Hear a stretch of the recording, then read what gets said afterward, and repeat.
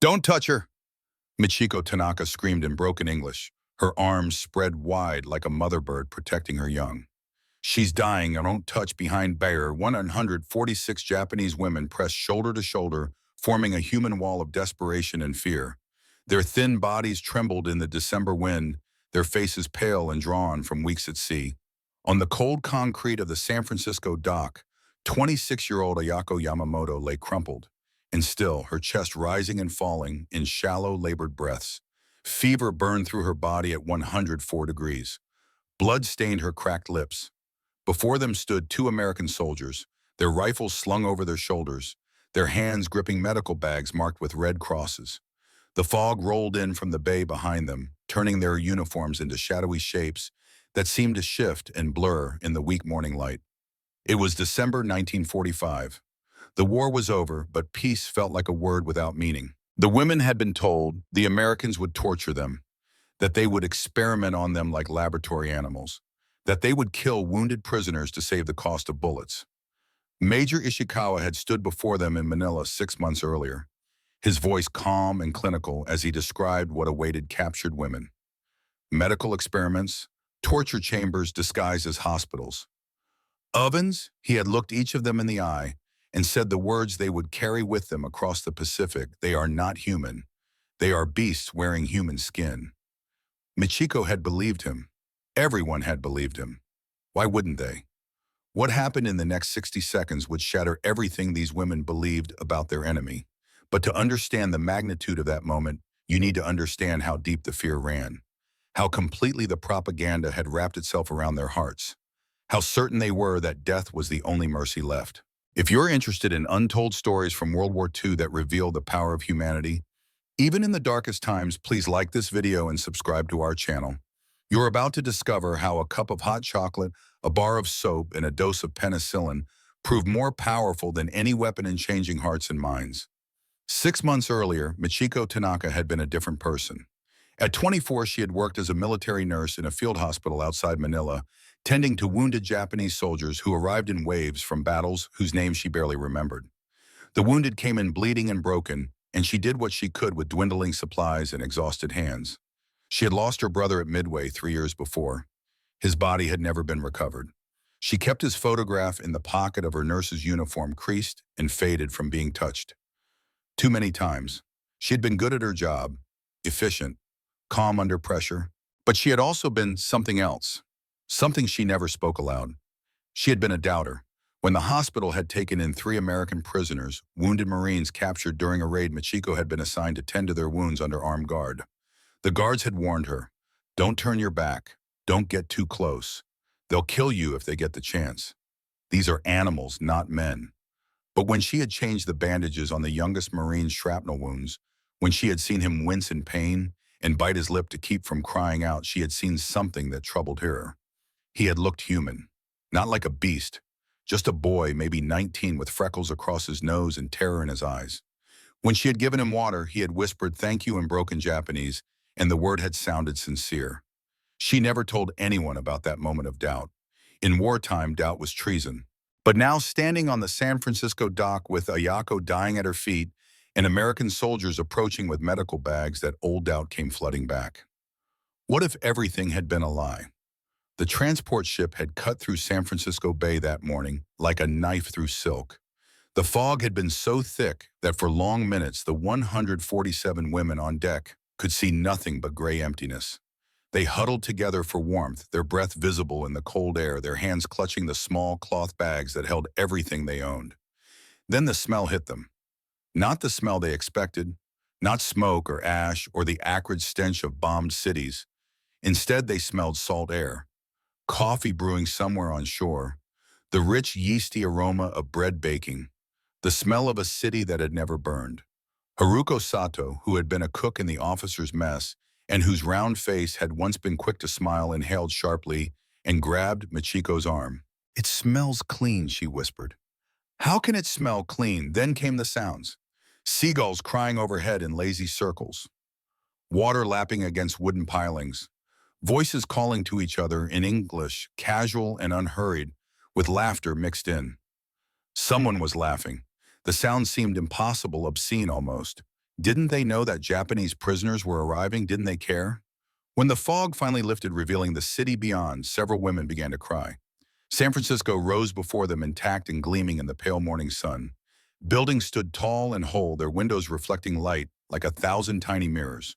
Cars moved along streets that were paved and smooth. Electric lights blazed from windows even though it was morning. People walked on sidewalks dressed in clothes that looked new and clean, carrying shopping bags stuffed with purchases. It was a city untouched by war, a city that had never been firebombed, a city where children still played in parks and mothers pushed baby carriages and old men sat on benches feeding pigeons. Haruko started crying, her shoulders shaking. "It's not fair," she sobbed. "Tokyo is rubble. Our homes are ash.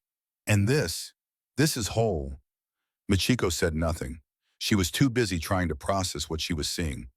She had known intellectually that America had not been bombed, but knowing it and seeing it were two different things.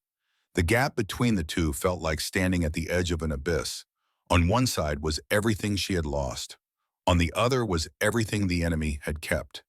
The ship docked with a heavy metallic groan. 12 American soldiers stood waiting on the dock, arranged in two neat lines. Their uniforms were clean and pressed. Their rifles rested on their shoulders, barrels pointed at the sky. Not at the prisoners, at the sky. One of them, a young man with bright red hair and a constellation of freckles across his pale skin, was smoking a cigarette. He looked bored. He looked like he would rather be anywhere else. He did not look like someone preparing to torture prisoners. A voice crackled over a loudspeaker, first in English, then in heavily accented Japanese. "Please line up. Follow the red line painted on the dock. Stay together. You will be processed.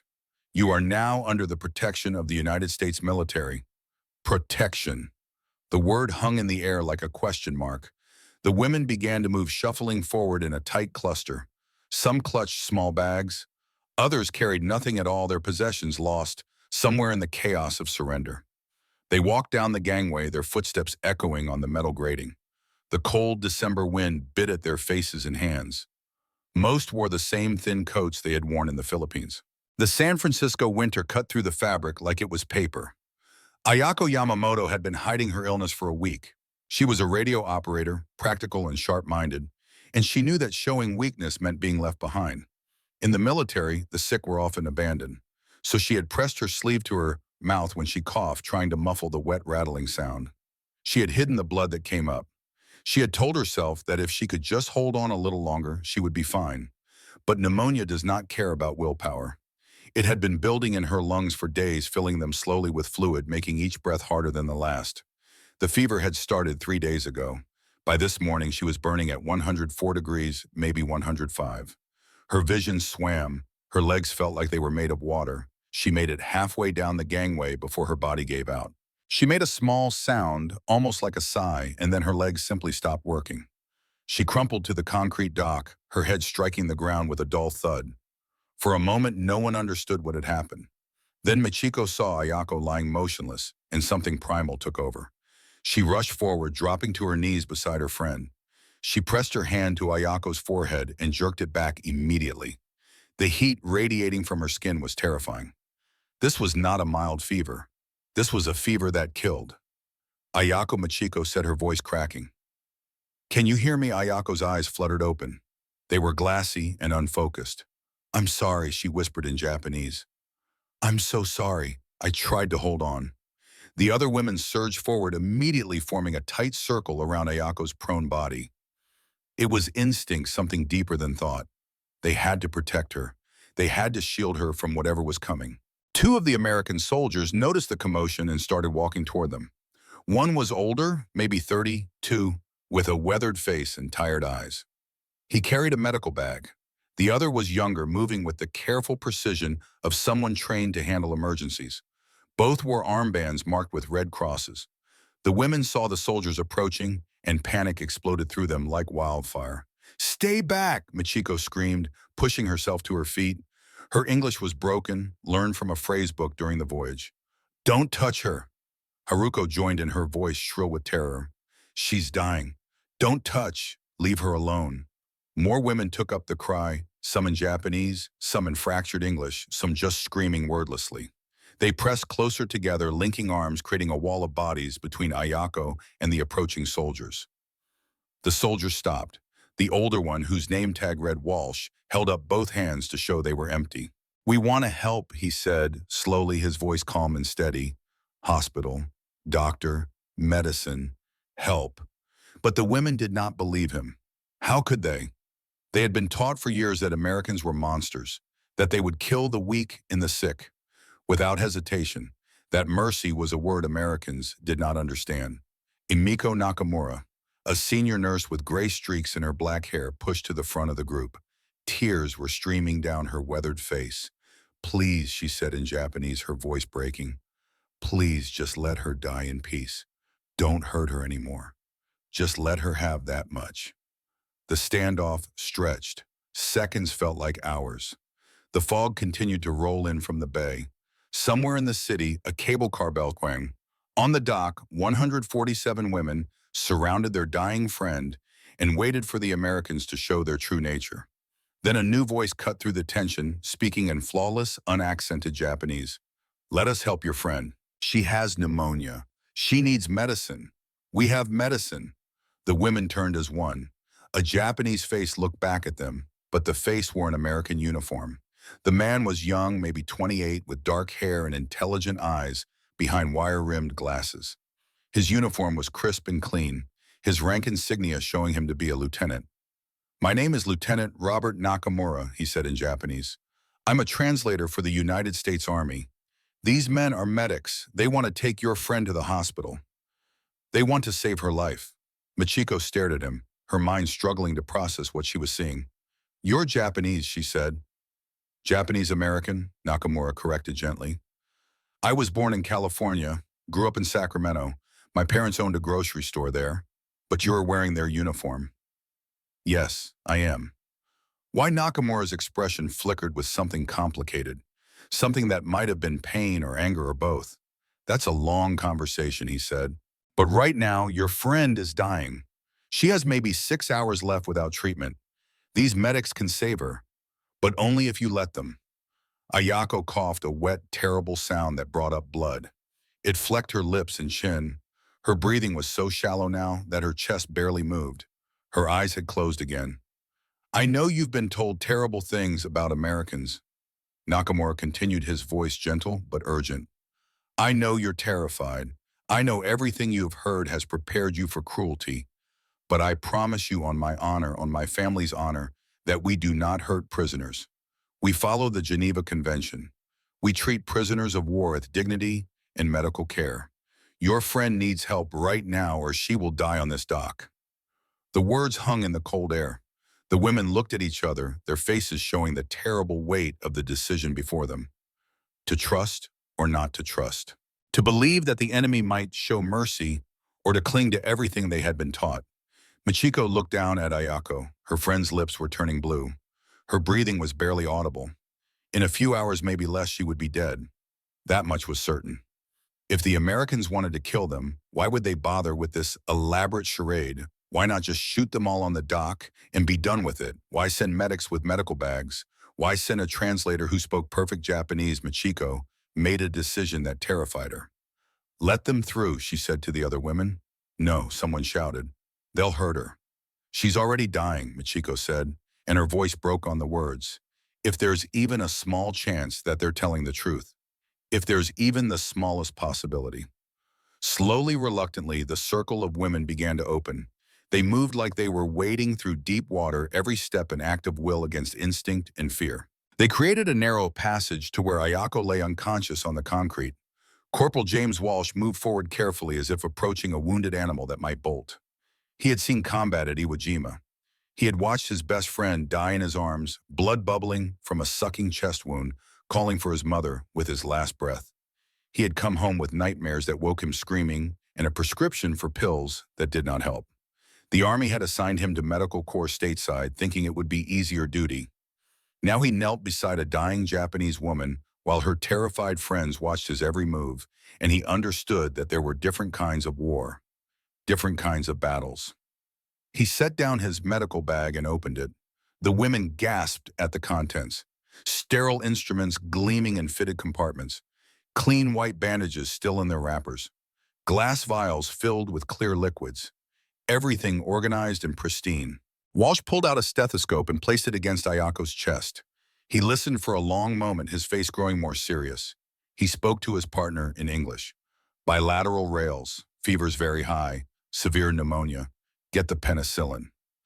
The women did not understand the English words, but they understood the tone. Urgent but not panicked. Professional. The tone of someone who had done this many times before. The partner handed Walsh a small glass vial and a syringe. The women pressed forward, their fears spiking again. What is that? Is it poison? Nakamura quickly translated Walsh's explanation. Penicillin. It's medicine. Very powerful medicine. It fights infections in the lungs. It will help her breathe. Penicillin, Machiko repeated. She had heard of it. A miracle drug. But it was rare, expensive, reserved for the most important patients. Why would the Americans waste it on a prisoner? Walsh cleaned a spot on Ayako's arm with alcohol. The sharp medicinal smell cut through the salt air. Then he inserted the needle and slowly pressed the plunger. Ayako did not even flinch. She was too far gone to feel it. Next, Walsh took out a canteen and carefully dribbled water onto Ayako's cracked lips. Some of it ran down her chin, but some made it into her mouth. Her throat worked weakly, swallowing. Walsh wrapped a thick wool blanket around her body. The blanket looked clean and warm, military issue, but well-maintained. Machiko watched all of this in stunned silence. The American soldier's hands were gentle, professional. He moved with the practiced efficiency of someone who had treated many wounded, and he treated Ayako with the same care he would give to one of his own. We need to take her to the hospital now, Nakamura translated as Walsh spoke. The sooner we get her there, the better her chances of survival. The two medics lifted Ayako onto a stretcher with surprising gentleness, as if she were made of glass. They secured the blanket around her and began carrying her toward a waiting ambulance. Michiko started to follow, but Amiko caught her arm. Where are they taking her? Amiko asked Nakamura, her voice trembling. To the base hospital, Nakamura replied. It's about 15 minutes from here. She'll be in good hands. I promise you'll see her again. How do we know you're not lying? Haruko demanded. How do we know she's not going somewhere worse? Nakamura met her eyes. You don't know, he said honestly. You have no reason to trust us, but I'm asking you to consider this. If we wanted to hurt you, if we wanted to kill you, why would we go through all this? Why send medics? Why waste penicillin? Why bother with any of it? The question hung in the air as the ambulance doors closed with a soft metallic click. The engine started and the vehicle began pulling away from the dock. Michiko watched it go. Her vision blurred with tears. She had not realized she was crying. The ambulance disappeared into the streets of San Francisco, carrying Ayako into an uncertain future. The fog swallowed it whole. This way, please, a soldier said, gesturing toward a large bus parked nearby. His Japanese was terrible, but his tone was patient. It's warm inside. You'll be safe. The women moved like sleepwalkers, still in shock from what had just happened. They climbed onto the bus, their movements slow and mechanical. Inside, warm air blasted from vents in the ceiling and floor. After the cold of the ship and the dock, the heat felt almost painful, like ice thawing. As they found seats, a young American soldier began moving down the aisle. He was the red-haired one they had seen earlier, still looking bored, but now also looking sympathetic. He handed each woman a paper cup filled with something steaming. Michiko took hers without thinking. Then the smell hit her and her world tilted. Chocolate. Rich, sweet, warm chocolate. She stared at the cup in her hands as if it might explode. Around her, other women were having the same reaction. Frozen. Disbelieving. Several were crying. Hot chocolate, Nakamura explained, moving down the aisle. It's a drink. It's very good. It will warm you up. No one drank at first. They all just sat there holding their cups, watching the steam rise in delicate curling wisps. The bus engine rumbled to life and the vehicle began moving, pulling away from the dock and into the city. The bus rolled through the streets of San Francisco and the women pressed their faces against the windows. Lights blazed from every building, electric lights burning freely as if electricity cost nothing. Cars filled the streets in numbers that seemed impossible. Private cars in colors that looked freshly painted, moving in orderly lines. People walked on sidewalks dressed in clothes that looked new. Not patched, not mended, new. Women wore coats with fur collars. Men in suits strode past shop windows. Children ran and played, their cheeks pink with health. Then the bus passed a bakery and Michiko felt something inside her chest crack apart. The window display showed rows upon rows of cakes. White cakes covered in smooth frosting. Chocolate cakes with rosettes piped along the edges. Layer cakes with fillings visible in cross-section. Bread loaves golden and crusty, stacked like firewood. In Japan, people were eating grass, boiling tree bark to make soup, fighting over scraps from garbage bins. Here the enemy had cakes. How Haruka whispered beside Michiko. Her voice was small and broken. How is all this still standing? Finally, an older woman named Midori raised her cup of hot chocolate to her lips. She took a small, cautious sip. Her eyes widened. She took another sip longer this time. It's sweet, she said, her voice filled with wonder. It's so sweet. Michiko lifted her own cup and drank. The hot chocolate flooded her mouth, coating her tongue with warmth and sugar and cream. She had not tasted chocolate in years. During the war, there had been no sugar, no cream, no luxury of any kind. Toward the end, they had been eating rice mixed with sawdust to stretch the rations. And now the enemy was giving them hot chocolate. For free. Just giving it to them. The contradiction was too enormous to process. She drank and cried and did not understand anything anymore. The bus pulled through a guarded gate topped with coils of barbed wire. The women tensed immediately. This looked more like what they had expected.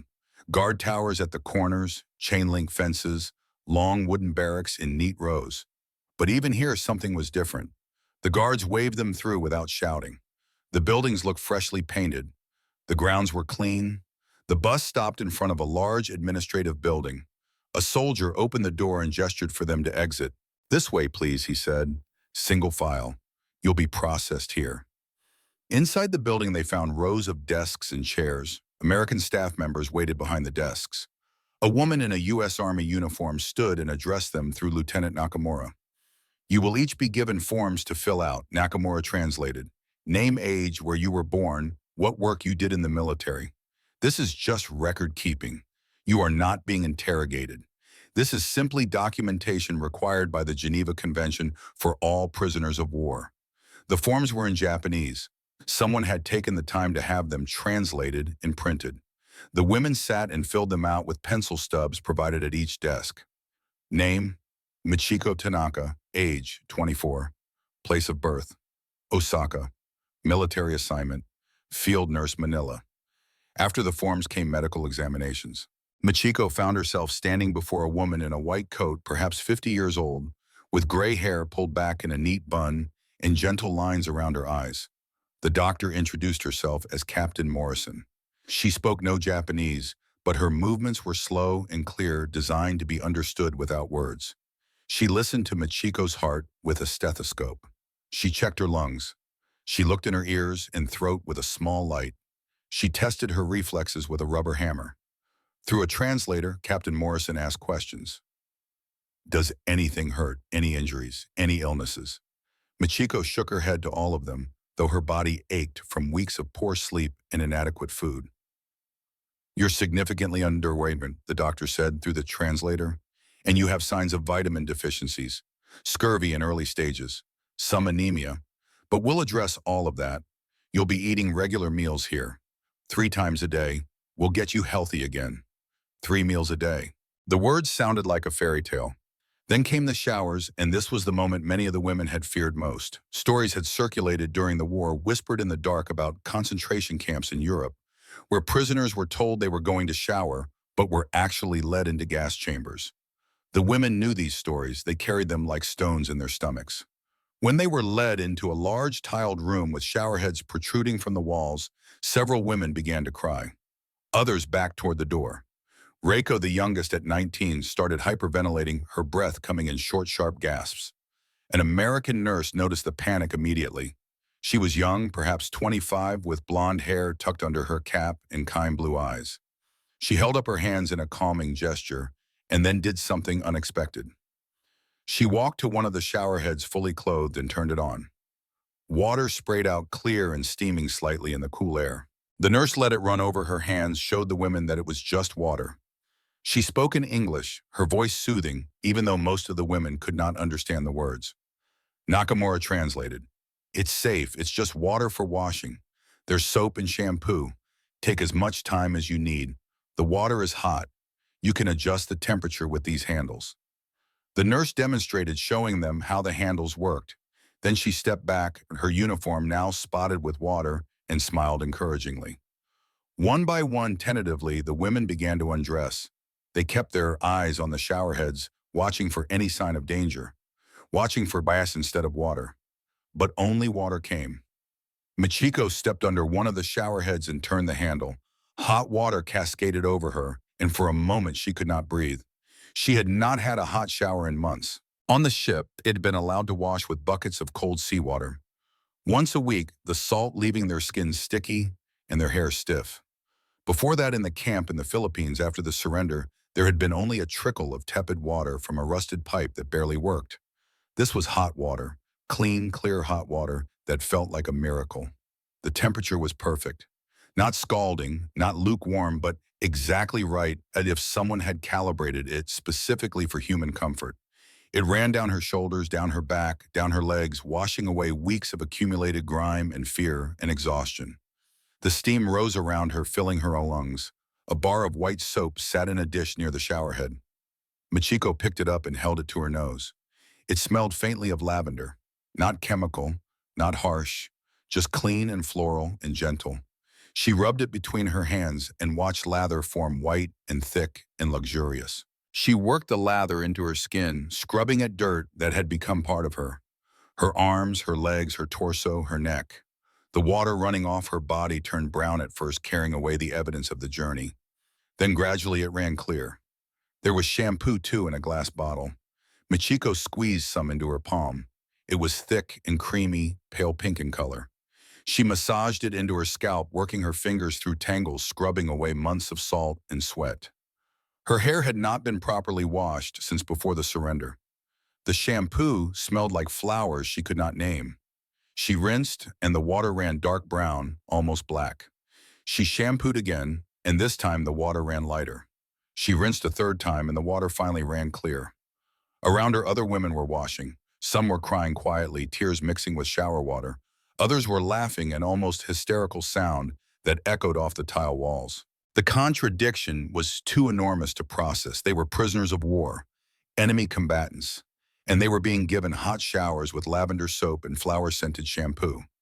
After the showers came clean clothes, not prison uniforms, not striped suits like she had seen in pictures from German camps, just simple practical clothing, cotton dresses in muted colors, wool sweaters. The clothes were worn, clearly not new, but they had been washed and mended. There were undergarments too, bras and underwear clean and serviceable, socks without holes, sturdy shoes with intact soles and proper laces. Michiko dressed slowly, feeling the soft cotton against her clean skin. The sweater was warm. The socks cushioned her feet. The shoes fit.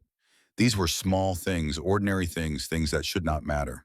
But after months of wearing the same clothes until they fell apart, after walking in shoes with holes that let in water and stones, these ordinary things felt like luxury beyond measure.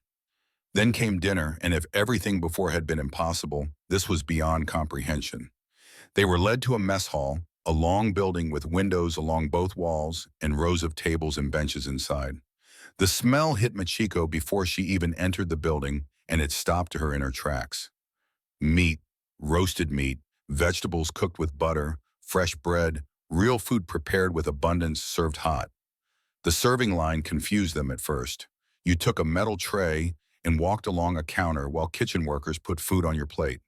The woman in front of Michiko received a piece of chicken, golden and crispy skinned, a scoop of mashed potatoes with a well of brown gravy in the center, a portion of green beans that still had their color and texture, a dinner roll still warm enough to steam slightly when broken open, a slice of apple pie with a flaky crust. When it was Michiko's turn, she received the same. Her tray suddenly weighed what felt like 5 pounds. The portion was more food than she had seen on a single plate in years. She carried her tray to a table and sat with Haruko and Amiko and several other women. They all stared at their trays in silence. No one moved to eat. They just looked, trying to reconcile what they were seeing with what they knew about war and prisoners in scarcity. Is it poisoned? Someone whispered. Amiko, the senior nurse who had seen more of the war than any of them, spoke quietly. If they wanted to poison us, why bother with the medical examinations? Why waste the showers and the clean clothes? Why go through all of this? The logic was sound, but logic and trust were different countries. Machiko picked up her fork. Her hand was shaking. She cut a small piece of chicken and raised it to her mouth. She hesitated for just a moment, then placed it on her tongue. The taste that exploded across her mouth was overwhelming. Salt and herbs and the rich, savory flavor of chicken fat. The meat was tender, cooked through, but still moist.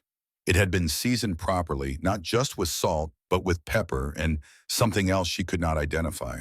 Garlic, maybe, or thyme. She chewed slowly, reverently, afraid that chewing too fast would make it disappear. Then she swallowed and immediately began to cry. She could not help it. The food was too good. She was too hungry. Nothing about this made any sense at all. Across from her, Haruko was crying, 2 tears running down her face, even as she ate. All around the mess hall, women were eating and crying simultaneously, their faces twisted with the complex emotion of receiving kindness from the people they had been taught to hate. The mashed potatoes were smooth and creamy, mixed with butter and milk. The gravy was rich and savory. The green beans had been cooked just enough to be tender, but not so much that they turned to mush. The dinner roll was soft inside with a slight crust outside, and when Machiko broke it open, steam rose from the fluffy white interior. She ate everything on her plate, every bite, every crumb. When she was finished, her stomach felt full for the first time in longer than she could remember. Not just not hungry, actually full. It was a sensation she had almost forgotten existed. After dinner, they were led to their barracks. The building was wooden, painted white with a pitched roof and windows along both sides. Inside, rows of bunk beds stretched from one end to the other. Each bed had been made up with sheets of pillow and 2 blankets. The blankets looked thick and warm military-issue wool. The building was heated. Radiators along the walls ticked and hissed, pushing warm air into the space.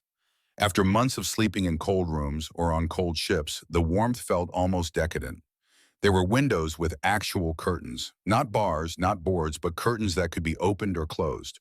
A woman could choose whether she wanted to look out or have privacy. Choice. Such a small thing. Such an enormous thing. Machiko climbed into one of the lower bunks and pulled the blankets up to her chin. The mattress was thin, just a pad really, but it was clean and dry. The pillow was soft, filled with something that gave under her head. The sheets smelled like laundry soap. The blankets were heavy and warm. She lay in the darkness and listened to the sounds of the barracks. Women breathing, some coughing, some whispering to each other in low voices. Outside, the wind moved through trees. Somewhere in the distance, a car drove past. "Are we really prisoners?" someone asked into the darkness. "This doesn't feel like prison," another voice answered, soft and wondering. "I don't know what this is, but I'm warm, and I'm full, and I'm clean. For the first time in years, I'm not cold, and I'm not hungry, and I'm not dirty." The words hung in the warm air. Outside, the December night deepened. Inside the barracks, 147 Japanese women lay in clean beds under warm blankets with full stomachs and tried to understand what any of it meant. Michiko closed her eyes, but sleep would not come. Her mind kept circling back to one question, sharp and insistent. Ayako. Was she alive? Was she really in a hospital being cared for? Or had the kindness on the dock been theater, a performance designed to pacify them? Was Ayako suffering somewhere right now? Was she already dead? The uncertainty was agonizing. But underneath it was something else. Something Machiko was almost afraid to acknowledge. It was a small seed of possibility. The possibility that Lieutenant Nakamura had been telling the truth. That the medics had genuinely wanted to help. That the Americans might actually follow their own rules about treating prisoners with dignity. If that was true, if any of it was true, then everything Machiko had been taught about the enemy was a lie. And if that was a lie, what else was? The question followed her down into sleep unanswered and enormous, waiting for the morning. The bell woke them at 6 in the morning. It was not harsh or jarring, just a clear ringing tone that filled the barracks and gently pulled them from sleep. Michiko opened her eyes to pale winter light filtering through the curtained windows and for a moment could not remember where she was. Then memory returned. The dock. Ayako collapsing, the medics, the hot chocolate, the shower, the feast. She sat up slowly, her body registering something it had not felt in months. She was not cold. She was not hungry. She had slept through the entire night without waking. Around her, other women were stirring, climbing down from bunks, stretching, whispering to each other. Their faces showed the same confusion Machiko felt. The disorientation of waking somewhere that did not match the nightmare they had been prepared for. They dressed in their new clothes and followed the other groups of women toward the mess hall. The morning air was cold but not bitter. The December sun was climbing over the distant hills, turning the sky pale gold and pink. Frost covered the grass in the spaces between buildings, each blade edged with silver. Inside the mess hall, breakfast waited, oatmeal in large pots still steaming, brown sugar and raisins to mix in, toast sliced thick with butter and jam available in small dishes, milk in glass bottles fresh and cold, orange juice in pitchers, coffee in large urns that smell rich and dark. Machiko took her tray through the line and received a bowl of oatmeal, 2 slices of toast, a glass of milk, a small glass of orange juice. She sat at a table and stared at the brown sugar bowl in the center. She had not seen sugar like this, loose and granular and abundant, since before the war. She spooned some over her oatmeal and stirred it in. The sugar dissolved, turning the oatmeal sweet and rich. She added raisins, plump and soft. She took a bite and the warmth spread through her chest. The sweetness was almost overwhelming. She buttered her toast and spread strawberry jam on it. The jam was thick with fruit, not the watery, barely sweet substance she remembered from rationing. This tasted like actual strawberries preserved at the peak of summer and spread on warm bread in the middle of winter. The meal was simple, nothing fancy, just breakfast, but it was a breakfast that assumed abundance. That assumed there was enough butter and enough jam and enough sugar for everyone to have as much as they wanted.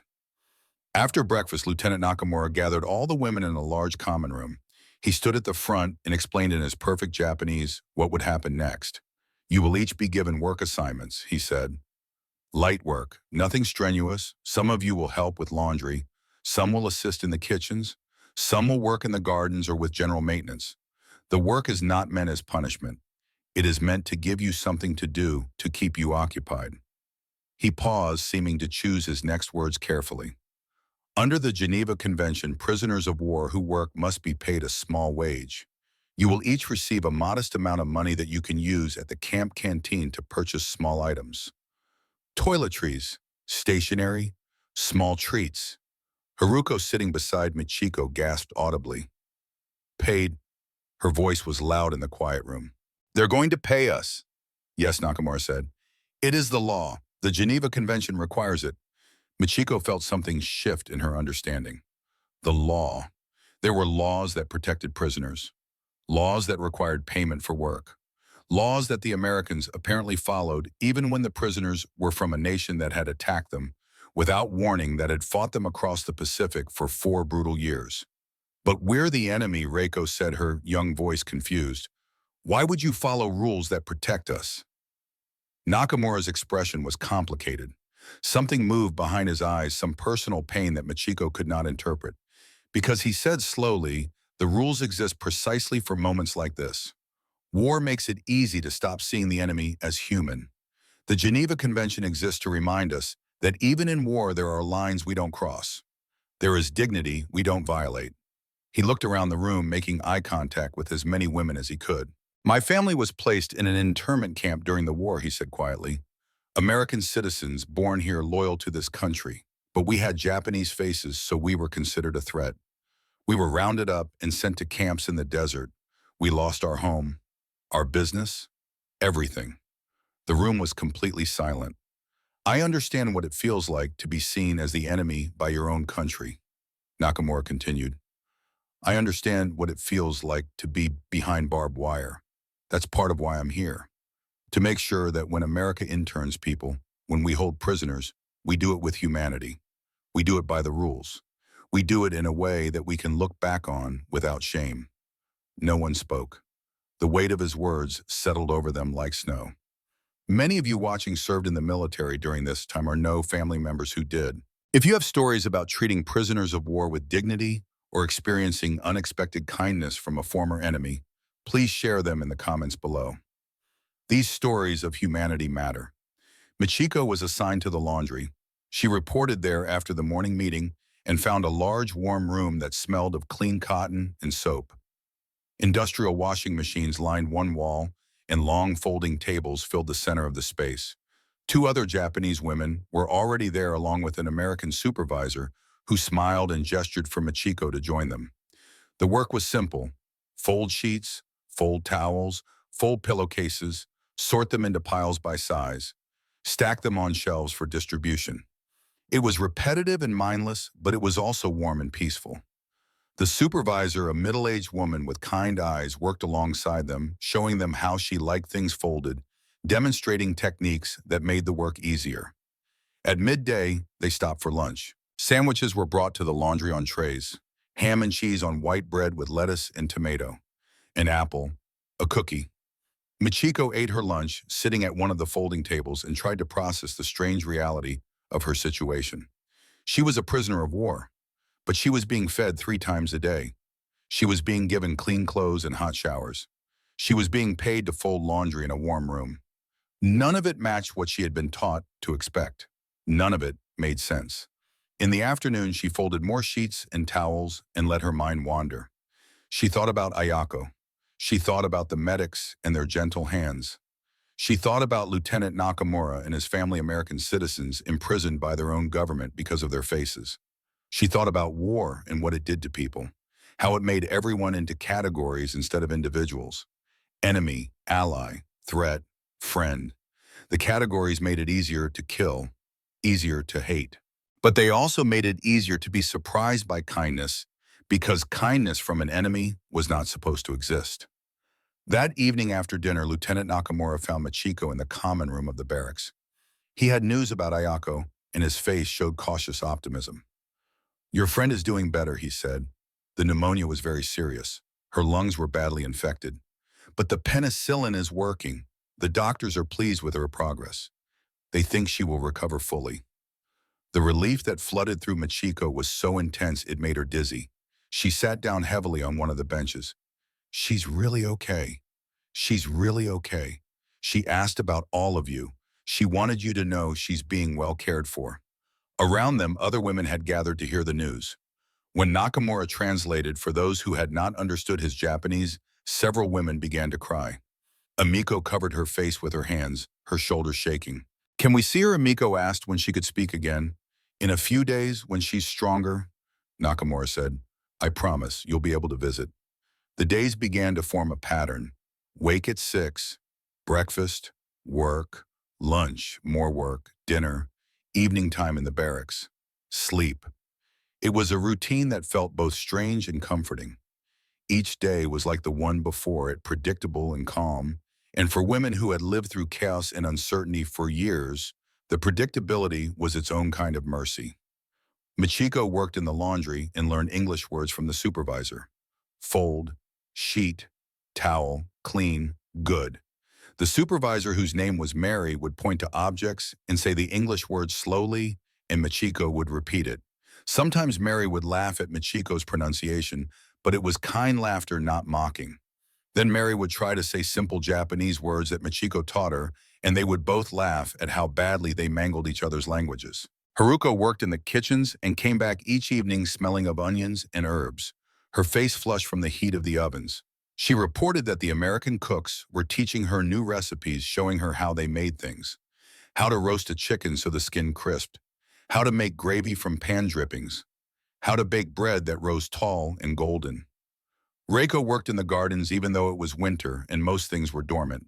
She helped prepare beds for spring planting, turning soil and adding compost, learning the English names for tools and plants, from an older man who worked there, a civilian with earth-stained hands, in a gentle manner. They were learning, growing, adapting. And with each day that passed, the fear ebbed a little more, replaced by something more complicated. Confusion, guilt, a growing sense that the world was not divided as simply as they had been taught. 1 week after their arrival on a crisp December morning, Michiko was told she could visit Ayako in the hospital. She went with Haruko and Amiko, nervous about what they would find, afraid that despite Nakamura's reassurances, the reality would be something darker. The hospital was a clean, modern building with white walls and floors that gleamed under electric lights. A nurse led them through corridors that smelled of antiseptic and floor wax. Everything was organized and calm. Doctors and nurses moved with purpose but without apparent stress. Patients in beds looked cared for, their sheets clean, their expressions peaceful or bored rather than anguished. They found Ayako in a small room with two beds. She was sitting up, propped against pillows, reading a magazine. She looked different. Her face had filled out slightly. Her skin had color, again pink, instead of the gray pallor of pneumonia. She wore a clean hospital gown, and an intravenous line fed clear fluid into her arm. When she saw them, her face lit up. "Michiko," she said, her voice stronger than Michiko had heard it in weeks. "You came." Michiko rushed to the bedside and took Ayako's hand. It was warm and dry, not burning with fever. "You're alive," Michiko said, and tears streamed down her face. "You're really alive.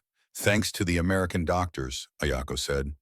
"The medicine they gave me, the penicillin, it worked so fast. Within 2 days, my fever broke. Within 4 days, I could breathe normally again." She gestured around the room. "They've been so kind. The nurses bring me extra food to help me regain weight. They helped me write a letter to my mother through the Red Cross.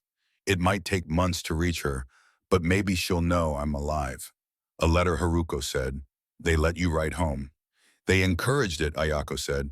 "They said families should know their daughters are safe."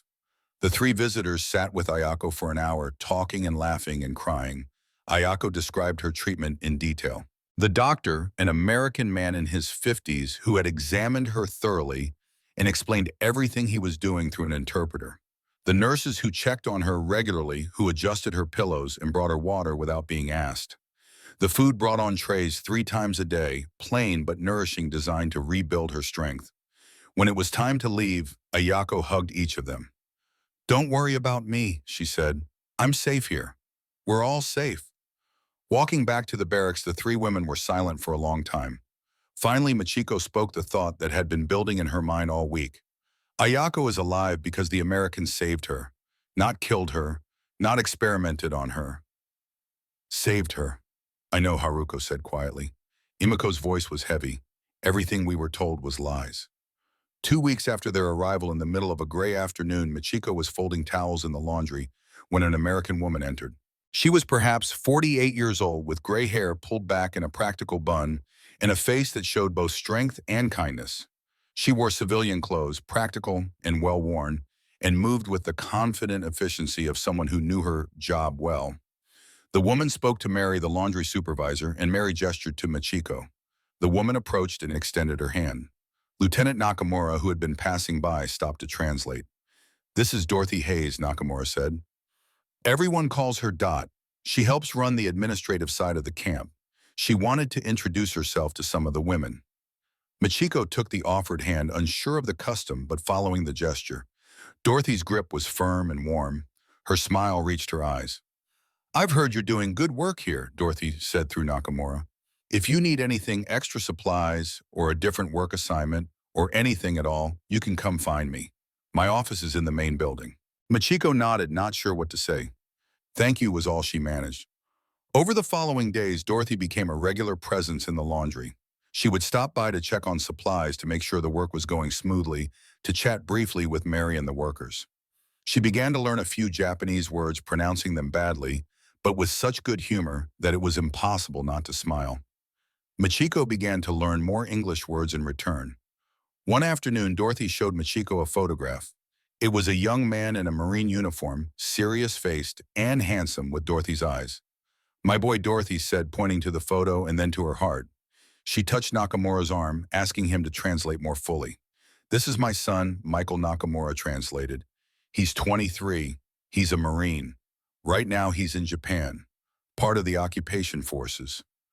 I worry about him every day." Michiko looked at the photograph and felt something twist in her chest. This woman's son was in Japan, occupying her country, walking through her bombed cities. And Dorothy was showing her the photo, trusting her with it. Through Nakamura, Michiko said, "I understand. My brother was a soldier too. He died at Midway." Dorothy's face immediately softened with genuine sympathy. She reached out and touched Michiko's arm, a gesture that needed no translation. I'm sorry, she said in English, and Machiko understood the words. So sorry. They stood there for a moment, two women on opposite sides of a war, connected by the universal experience of loving someone in uniform and fearing for their safety. The moment was brief, but it opened something between them, a small door that had not existed before. In the days that followed, Dorothy and Machiko developed a tentative friendship built on broken language and shared humanity. Dorothy taught Machiko more English phrases. How are you? I'm well. Thank you. Please. Machiko taught Dorothy Japanese equivalents. They laughed at each other's pronunciation.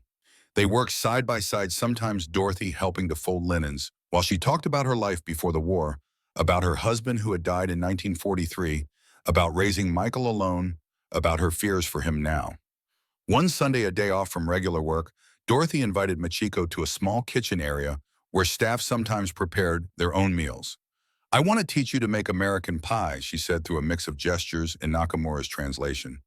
They made apple pie together. Dorothy showed Machiko how to cut cold butter into flour until it formed coarse crumbs, how to add just enough ice water to make the dough come together, how to roll it out thin and even. She showed her how to slice apples, how to toss them with sugar and cinnamon, how to crimp the edges of the crust and cut vents in the top. This was Michael's favorite, Dorothy said as they worked. I used to make it every Sunday before he left for training. She paused, her hands stilling on the rolling pin. I keep thinking if I make it enough times, maybe he'll come home to eat it again. The pie baked and filled the small kitchen with the smell of cinnamon and apples and butter. When it came out of the oven, golden and perfect, Dorothy cut two slices and they sat at a small table to eat. The pie was delicious. The crust was flaky and tender. The apples were sweet and soft, the cinnamon warming. Machiko ate slowly, savoring each bite. Dorothy watched her and smiled. This is a family recipe, she said. My mother taught me. I taught Michael. Maybe someday he'll teach his children. She paused, her expression becoming more serious. You know, when the war started, I hated Japan. I was so angry. My boy had to go fight because of your country. Machiko stiffened her fork, pausing halfway to her mouth. But then Dorothy continued, her voice soft. You all came here, and I see that you are just women, just like me. You didn't want this war any more than I did. You have families you worry about. You've lost people you love. She wiped at her eyes. I can't hate you. You're just people. My Michael is in your country right now, walking through your cities. I pray every night that someone there is being kind to him, the way I'm trying to be kind to you. Machiko's throat was too tight to speak. She managed only a whisper. I hope so too. Dorothy reached across the table and squeezed Machiko's hand. We're not so different, you and me. Just women who want the people we love to come home safe. That night, lying in her bunk, Machiko thought about Dorothy's words.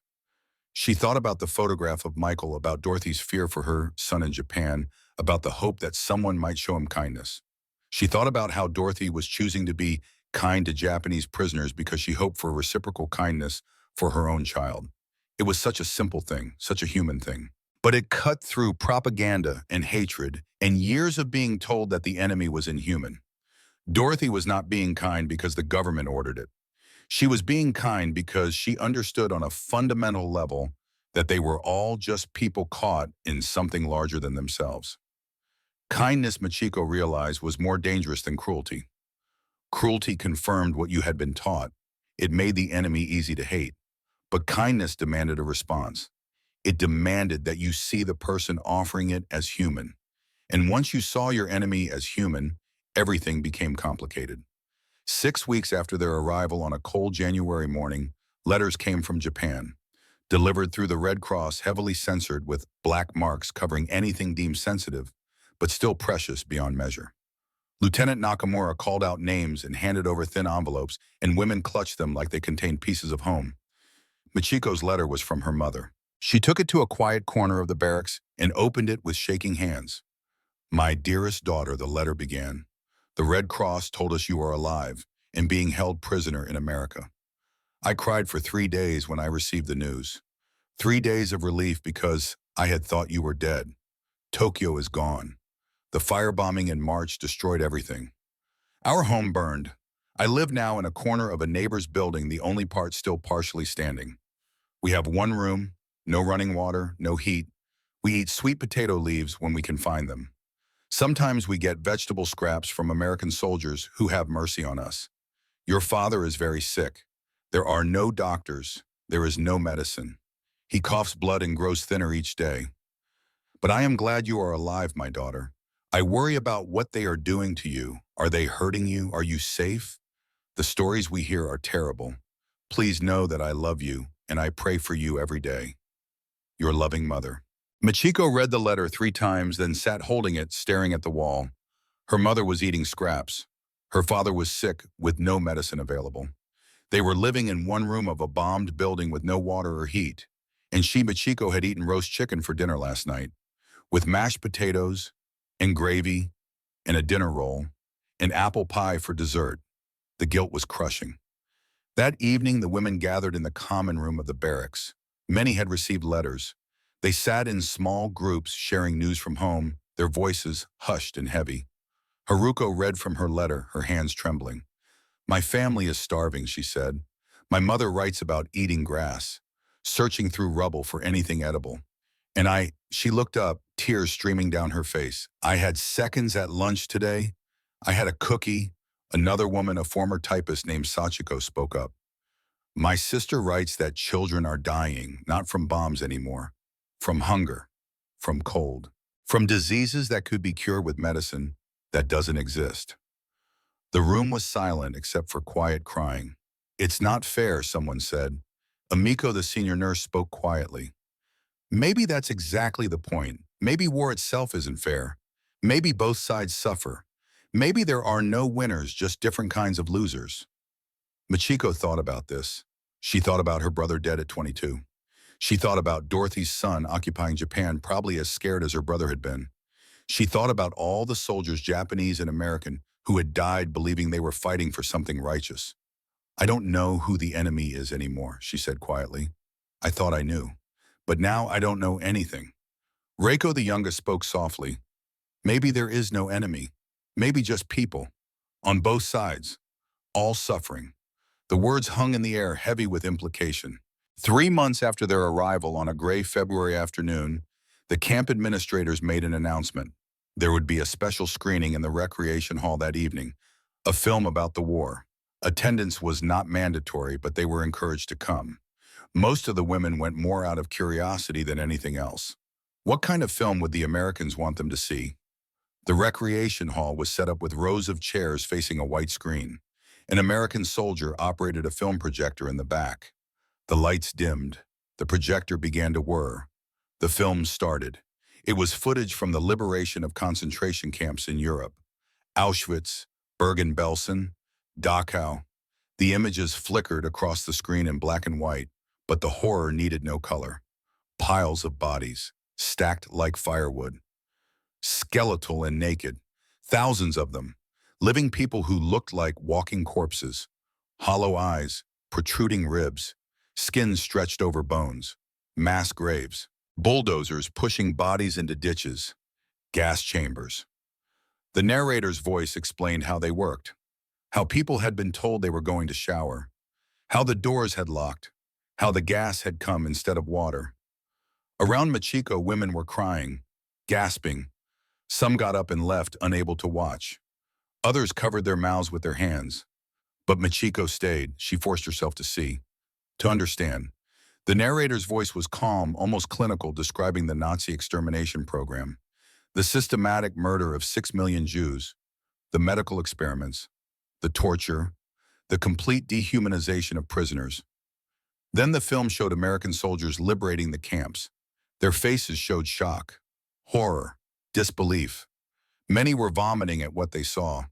Some were crying openly, but they fed the survivors. They gave them medical care. They tried desperately to help people who were barely alive. When the film ended, the lights came back on. No one spoke. They sat in stunned silence, trying to process what they had seen. Lieutenant Nakamura stood at the front of the room. His face was serious. His voice was gentle but firm. I know that was difficult to watch, he said in Japanese, but we thought it was important for you to understand. This is what the Nazis did. This is what America fought against. This is why we believe in treating prisoners with dignity and respect. Because we saw what happens when you don't. He paused, letting the words sink in. Japan was allied with Nazi Germany. The statement hung in the air like a bomb. You may not have known about the camps, Nakamura continued. Most Germans didn't know either, or claim they didn't. But this is the company your government kept. This is the side Japan chose to fight alongside. He looked around the room, meeting eyes. And this is why America takes the Geneva Convention so seriously. Because we never want to become this. We never want to be the people who build ovens for human beings. We never want to be the people who experiment on prisoners. We never want to be the people who forget that even in war, there are lines we don't cross. The words hit like physical blows. Michiko felt sick. Japan had been allied with the people who did this. They had fought on the same side as the monsters in that film. They had called those monsters friends, allies. That night back in the barracks, the women talked until the early hours of the morning. The film had shattered something, some last piece of certainty they had been clinging to. We were told Americans were the devils, Haruko said, her voice hollow. But maybe we were the ones on the wrong side. Imiko spoke slowly, as if thinking through each word. I don't think there are sides anymore. I think there are just people. Some good, some bad, most somewhere in between. We were lied to about Americans being monsters. But maybe the real monsters were the ones we were allied with. Michiko lay in her bunk, staring at the ceiling. She thought about the moment on the dock when Ayako collapsed. She thought about how terrified they had all been, how certain that the Americans would hurt their dying friend. And then she thought about what actually happened. The medics rushing to help, the penicillin injection, the gentle way they lifted Ayako onto the stretcher, the promise that she would be okay. They had been prepared for cruelty and received compassion instead. And that compassion had done something that cruelty never could have. It had made them question everything they believed. Kindness was more dangerous than hatred. Hatred could be met with hatred, but kindness demanded a response. It demanded recognition of shared humanity. It demanded change. Michiko spoke into the darkness. I don't want to go back. Silence. Then Haruko's voice. What? When the war is officially over, Michiko said, when they send us home, I don't want to go back. I don't know what I'll find there.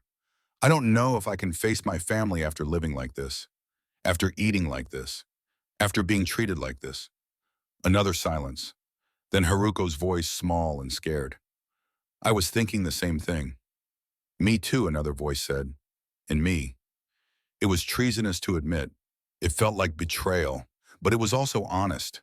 They had been changed by this captivity. They could never go back to being who they were before. Summer came. The gardens where Reiko worked bloomed. The days grew longer and warmer. The women settled into their routines. Work, meals, sleep, learning English, making friends with some of the American staff. Slowly, the fear faded, but it was replaced by a different kind of anxiety. What came next? In August 1946, the camp administrators made an announcement. Japan had officially surrendered. The occupation was underway. Peace treaties were being signed. The women would be repatriated, sent home. Ships would be leaving in September. The news was met with mixed reactions. Some women cried with relief. Others cried with dread. Michiko felt both. The night before they left, there was a farewell gathering in the mess hall. American staff came to say goodbye. The women who had worked together, who had become something like friends across the divide of language and war, hugged awkwardly and cried. Corporal Walsh found Ayako, who had been discharged from the hospital months ago and was now healthy and strong. How are you feeling? He asked through Nakamura. Good, Ayako said. Because of you. You saved my life. Walsh looked uncomfortable. Just doing my job. No, Ayako said firmly. You chose to see me as human, not as enemy. That's more than a job. That's a choice. Walsh was quiet for a moment. Then he said, I hope you have a good life. You deserve it. Dorothy found Michiko in the crowd. She was carrying a small package wrapped in brown paper. For you, she said, for the journey. Inside was chocolate, crackers, a small English-Japanese dictionary, and something else, a photograph of Michael in his Marine uniform, the same one Dorothy had shown her months ago. I can't take this, Michiko said. That's your son. I know, Dorothy said, but I want you to have it. I want you to remember. If you see an American soldier in Japan, remember, there's someone's Michael, someone's son. Be kind if you can. Michiko took the photograph carefully. And you, she said, if you see a Japanese woman, remember she might be someone's Michiko, someone's daughter. Be kind to her. They hugged, both crying. Take care of yourself, Dorothy said. You too. The journey back to Japan took weeks. The ship was crowded with returning prisoners, soldiers, and civilians. They sailed across the Pacific, watching the coast of America disappear behind them, knowing they would probably never see it again. When they finally arrived in Japan in late September, the reality of what had happened to their country hit them like a physical blow. Tokyo was rubble. Entire neighborhoods had been burned to the ground. Buildings stood in jagged ruins. The smell of ash still lingered in the air months after the last bombs had fallen. People looked thin and haunted. They wore patched clothes and wooden shoes. They moved through the destroyed streets like ghosts searching through rubble, trying to salvage anything useful. Michiko's family home was gone, completely gone. Just a foundation remained overgrown with weeds. A neighbor told her where to find her mother. She lives in my building now, the neighbor said. What's left of it? Third floor, the back corner room. Michiko climbed the stairs of the partially collapsed building, her heart pounding. She knocked on a door that hung crooked on its hinges. The door opened. Her mother stood there, 45 years old but looking 70. Face lined and gray, body bent, so thin that Michiko could see every bone. For a moment, neither of them moved. Then recognition dawned. Michiko. Her mother's voice was disbelieving. Michiko, yes, mother. It's me. Her mother collapsed in tears, her thin body shaking. You're alive. I thought you were dead. They said you were captured, and I thought you were dead. Michiko held her mother, feeling the bones beneath her thin dress. Her mother weighed maybe 80 pounds. I'm okay, Michiko said. I'm alive. I'm home. They went inside. The room was perhaps 10 feet by 10 feet. A futon on the floor. A few belongings in a corner. A candle for light. No heat. No running water. Where's Father? Michiko asked, though she already knew from the letter. Her mother's face crumpled. He died 3 months ago. The illness, the coughing. There was no medicine, no doctors. He just got weaker and weaker until one day he didn't wake up. The guilt crashed over Michiko like a wave. Father had died. There had been no medicine. While she had been in an American camp, warm, fed, safe, with penicillin available if she had gotten sick. In the days that followed, Michiko tried to help her mother. She found work as a secretary with the American Occupation Forces. Her English learned in the camp made her valuable. She brought home food from the American mess. She watched her mother eat slowly, regaining strength, but she could not bring herself to talk about her experience as a prisoner. When her mother asked what it had been like, Michiko said, only I survived, nothing more. Because how could she explain? How could she tell her starving mother that the Americans had fed her 3 meals a day, that they had given her hot showers and clean clothes, that they had been kind?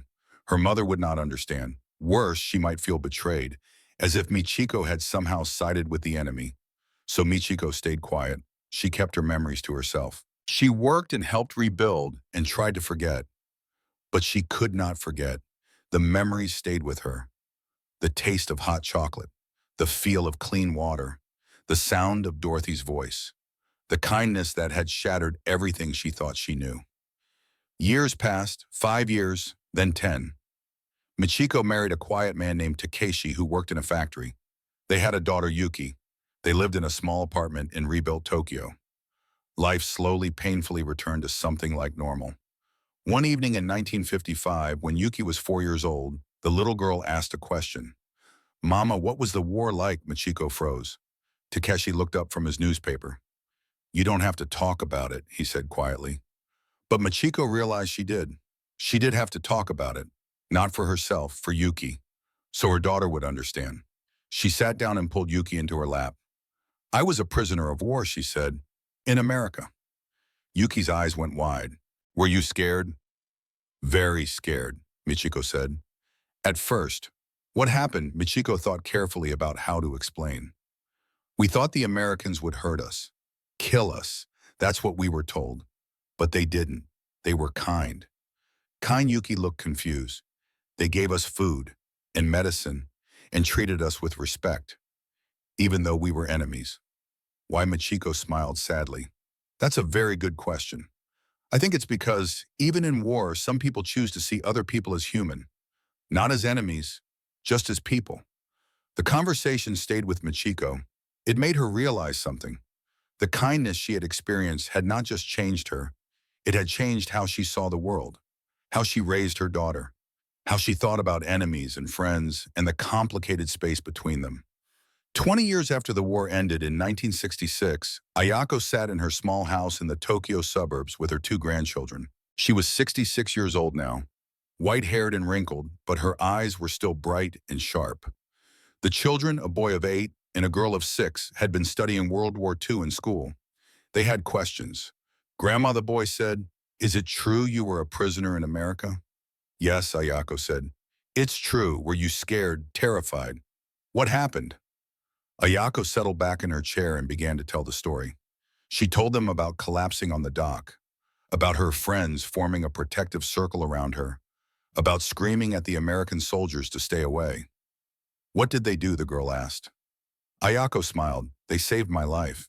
She told them about the medics, about Corporal Walsh and his gentle hands, about the penicillin injection, about waking up in a clean hospital bed with American nurses caring for her. But why, the boy asked. "You were the enemy." Ayako looked at her grandson. This was the important part, the part that mattered. "They chose to," she said. "The Geneva Convention gave them rules to follow, but rules are just words on paper.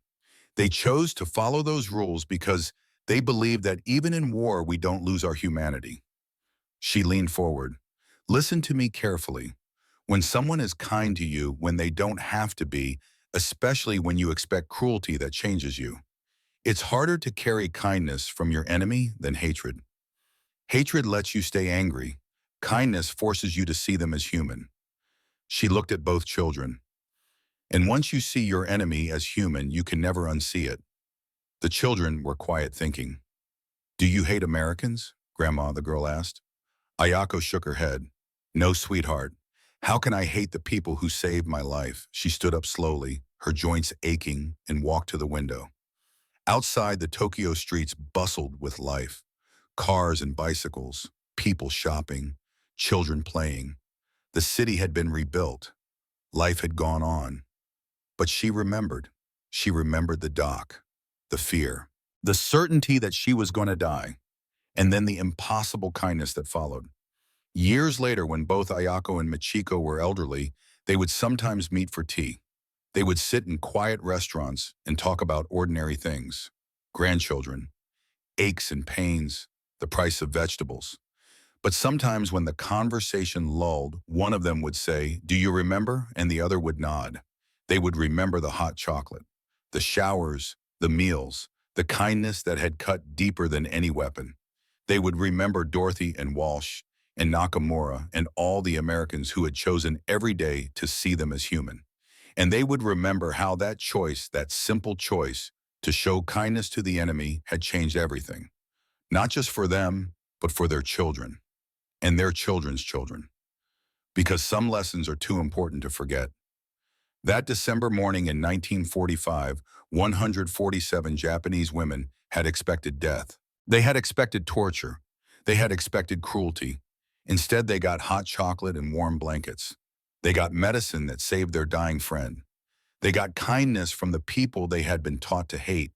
And that kindness, more than any battle or bomb or treaty, proved something essential about humanity. That even in war, we have choices. That rules matter. That how we treat our enemies defines who we are more than how we treat our friends. 147 women learned that enemies can show mercy. And that mercy cuts deeper than any weapon.